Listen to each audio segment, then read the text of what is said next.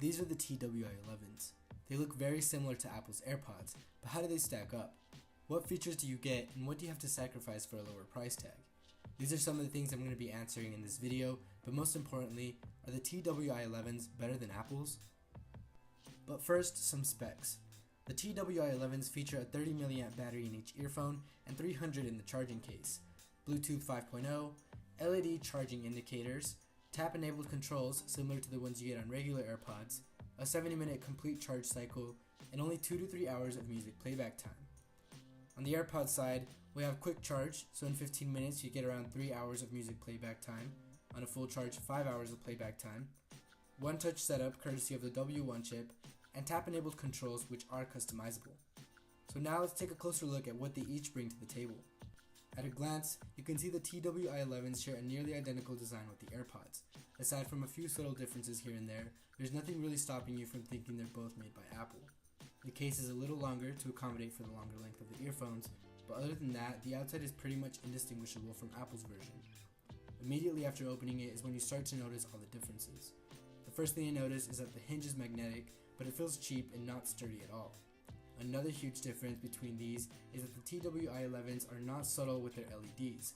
When charging, the bottom lights up red, and when pairing, the earphones themselves each glow with a red and blue intermittent light. This makes them look cheap and like a toy in my opinion. The earphones themselves also feature a design similar to the actual AirPods, and the only way you'd really be able to tell that these are knockoffs is because of the missing sensors on the TWI11s. Obviously for $40, which is how much these would set you back, the build quality isn't too great. Compared to the actual AirPods, they feel really cheap and not as durable. Thanks to the W1 chip inside the AirPods, pairing to your phone or iOS device is extremely simple. That doesn't seem to be the case with the TWI11s. They are very touchy when it comes to pairing.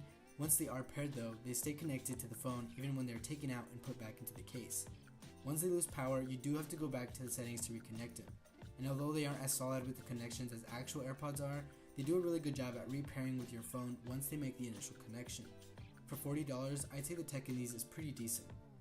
Charging time and battery on the TWI11s is alright, but could be vastly improved. For example, with the AirPods you get around 3 hours of music playback time on only a 15-minute charge. In my experience, the TWI11s only got me around 2 hours of music playback. Charging time is very similar for both charging cases, which is about an hour, but since the batteries on the TWI11s last a shorter amount of time, it means you'll have to charge them regularly if you plan to use them often and at louder volumes. While this also applies to AirPods, I found myself charging them a lot less.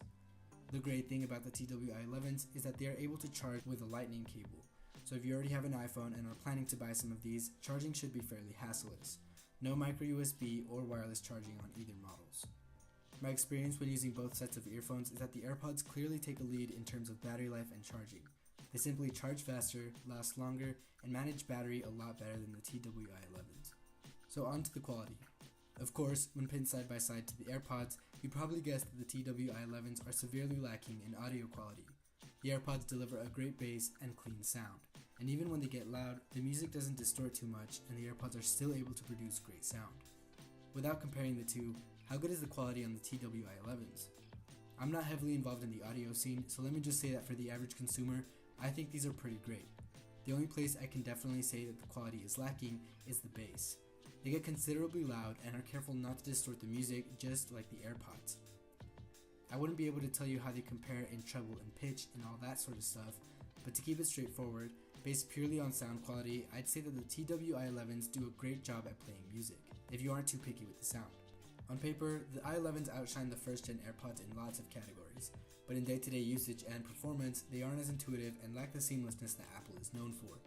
That being said, if you're buying or looking to buy the i11s, you somewhat know what you're getting into. At $40, I'd say that it's a pretty good deal. You get the Apple aesthetic, a pretty decent Bluetooth listening experience, and a price tag that is very generous. Of course, these are not better than Apple's.